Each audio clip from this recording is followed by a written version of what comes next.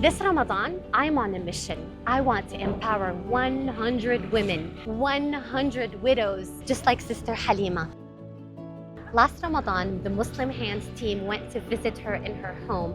She was struggling big time. She lost her husband, her kids did not go to school, but alhamdulillah, all of that changed thanks to your support.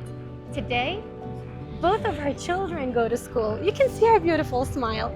She has a hope shop. I didn't understand why it was called a hope shop until I saw it, because it gives them hope.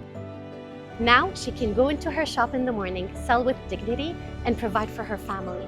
What we want to do is we want to break the cycle of poverty through two things. One, education. Two, empowering the moms with the hope shops.